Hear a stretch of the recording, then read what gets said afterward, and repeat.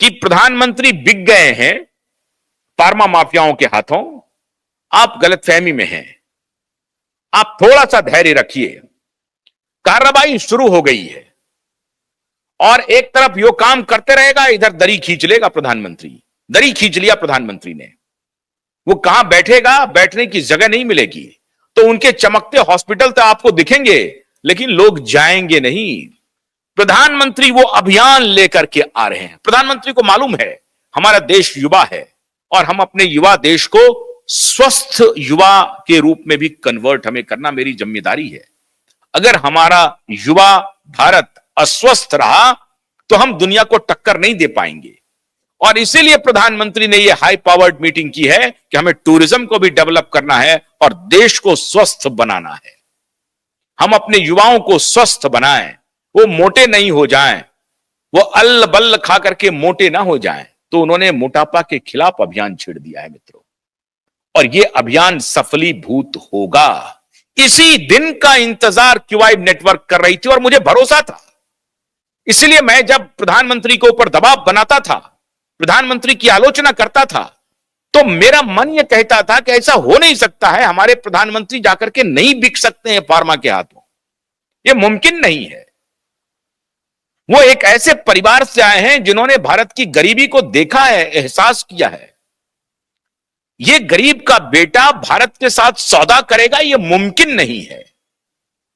कुछ मजबूरी रही होगी, तो फार्मा माफियाओं के साथ रह करके सोचा कि भारत को कैसे बचाया जाए। वक्त आने दो, वक्त का इंतजार करो। वहां पर चूंकि सब कुछ कंट्रोल कर रहा था Biden and Rockefeller and Gates का गैंग, तो उस गैंग को थोड़ा सा हटने दो। वो मेरे से भी नहीं होगा, उधर से ही पाइप कट जाएगा। इनसे जो पाइप से जो पानी का सप्लाई चल रहा है ना इन माफियाओं का, ये सप्लाई चेन ही कट जाएगा। और सप्लाई चेन खत्म हो गया। इटली के प्रधानमंत्री मेलोनी ने कहा, अभी राइट विंगर्स का एक कॉन्फ्रेंस हुआ था, उन्होंने कहा कि साहब देखिए कि ये जब लेफ्ट विंगर आपस में पूरी दुनिया में मिलते हैं, बात करते हैं, तो उन्हें स्टेट्समैन कहते हैं, और राइट विंगर अगर मिलते हैं तो उन्हें कॉन्जर्वेटिव कहा जाता है, दकियानूस कहा जाता है। यह है इनके नैरेटिव सेट करने का एजेंडा। यह इनके सो कॉल्ड मॉडर्न मेडिसिन को प्रमोट करने का एजेंडा था। तो ये जो माफिया, फार्मा माफिया है ना, उनकी जड़ पे प्रधानमंत्री ने हमला कर दिया है। और मैं तारीफ करूंगा इस देश के स्वास्थ्य मंत्री जेपी नड्डा का।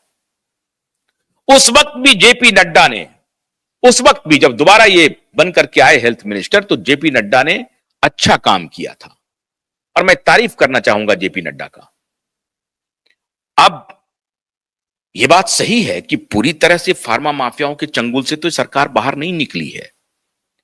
1% यह भी हो सकता है कि यह आईवॉश हो, मान सकता हूं। जो लोग शंका कर रहे हैं उनकी शंका में भी दम है, जो मोदी की आलोचना कर रहे हैं उनकी आलोचना में भी दम है, क्योंकि अभी तक का जो इनका व्यवहार रहा है वो गेट्स के साथी के रूप में रहा है, सोरोस के साथी के रूप में रहा है। इसीलिए मैंने यह सवाल उठाया था कि गेट्स का तो सबसे बड़ा दोस्त सोरोस है और भारतीय जनता पार्टी के लोग सोरोस की आलोचना करते हैं लेकिन गेट्स की आलोचना करने से बचते हैं। क्यों? गेट्स के हाथों बिक गए हो क्या? हां, बिके हो। वर्ल्ड इकोनॉमिक फोरम में जाने वाले नेताओं की सूची मेरे पास है और यह जानकारी प्रधानमंत्री को भी है, तो प्रधानमंत्री की भी हो सकती है इसमें सहमति हो। लेकिन अब प्रधानमंत्री की सहमति हो चाहे असहमति हो, साहब जब डंडा चलेगा ट्रंप का तो प्रधानमंत्री को मानना ही पड़ेगा कि साहब हमारे यहां से ओरिजिनेट हो रहा है। ये फार्मा माफियाओं का जो पूरी चाल है उसका ओरिजिन पॉइंट तो अमेरिका है। और मैं आपको ये फर्स्ट हैंड जानकारी दे रहा हूं, मैं अमेरिकी प्रेसिडेंट आपको बता रहा हूं कि ये सारे माफिया आपको गुमराह कर रहे हैं और आपको गलत रास्ते पर ले जा रहे हैं। आपके ट्रेजरी से पैसा निकालना चाहते हैं, आपके ट्रेजरी से पैसा निकाल करके चुनाव में आपको कुछ चंदा दे करके आपके देश के साथ अहित कर रहे हैं। ऐसा मत कीजिए। यह ट्रंप ने संदेश दे दिया है प्रधानमंत्री को कि आपकी पार्टी को या अपोजिशन की पार्टी को कुछ पैसे, कुछ टुकड़े फेंक करके देश के साथ ये लोग गद्दारी कर रहे हैं। तो इन गद्दारों से अपने आप को जितना जल्दी है पीछा छुड़ा लीजिए। प्रधानमंत्री को साफ संकेत है ट्रंप का, और इसीलिए प्रधानमंत्री की अब मजबूरी कहें या आंख खुलना कहें, मैं तो कह रहा हूं कि चलिए आंख ही खुल गई है। प्रधानमंत्री की अब आंख खुल गई है, इसीलिए हाई पावर्ड कमेटी की मीटिंग हुई और उन्होंने कहा कि साहब अब भारत को स्वास्थ्य के क्षेत्र में भारत की जो अपनी नॉलेज परंपरा है ना, उसको आधार बना करके भारत को एक टूरिज्म स्पॉट के रूप में पूरी दुनिया में शोकेस करना चाहिए। और इस दिशा में काम प्रारंभ हो गया। जामनगर में आज राष्ट्रपति महोदया गई हैं। प्रधानमंत्री जी को मालूम है कि जामनगर में हमने उस संस्थान का श्री गणेश ऑलरेडी कर दिया है। तो आयुर्वेद पर भी डब्ल्यूएचओ का कब्जा नहीं होना चाहिए, ध्यान रहे। कुछ माफियाओं को डब्ल्यूएचओ खरीद रहा है। प्रधानमंत्री जी, ये आपको सतर्क मैं फिर कर रहा हूं कि डब्ल्यूएचओ के वो माफिया जिन्होंने एलोपैथी पर कब्जा किया, वही माफिया आपके आयुर्वेद और नेचुरोपैथी पर भी कब्जा कर लेंगे और फिर वहां पर बारे न्यारे करके फिर 3-13 करके आपको फंसा देंगे।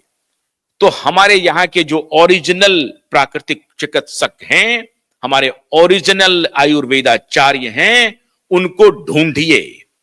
गांव गांव, गली गली, शहर शहर ऐसे योग्य आयुर्वेदाचार्य, योग्य प्राकृतिक चिकित्सकों और वैज्ञानिकों की कमी नहीं है। उन्हें तलाशिए, उन पर पैसा लगाइए, उनको फंड कीजिए। वो आपका इलाज तो अदरक और हल्दी से कर देगा साहब। सैकड़ों बीमारी का, 50 बीमारी का तो वो हल्दी और अदरक देकर के ठीक कर देगा। और आपने अब तो ओबेसिटी के खिलाफ अभियान चला ही दिया है। तो इलाज का इलाज होगा, देश स्वस्थ रहेगा, कम पैसे खर्च होंगे, स्वास्थ्य बजट पे आपको बहुत कम खर्च करना पड़ेगा, लोगों को एजुकेट करना पड़ेगा, लोगों को इस अभियान में शामिल करना पड़ेगा, उन्हें अच्छी अच्छी जानकारी दे करके, उनको एक एविडेंस बेस्ड जानकारी दे करके। अभी आप देखिए, ये चर्चा हो रही थी, डॉक्टर अरविंद कुशवाहा कह रहे थे कि साहब आप कह रहे हैं एविडेंस बेस्ड मेडिसिन, मैं एविडेंस दे रहा हूं कि मैं कैसे लोगों को ठीक कर रहा हूं और किन किन विधाओं से ठीक कर रहा हूं, यह मानने के लिए क्यों तैयार नहीं है? जब मैं एविडेंस दे रहा हूं 20,000 का, 10,000 का, 15,000 का, ये टेस्ट, ये केस स्टडी हमारे पास है, ये केस स्टडी हम आपको दे रहे हैं। Universal health organisation case study पेश कर रहा है।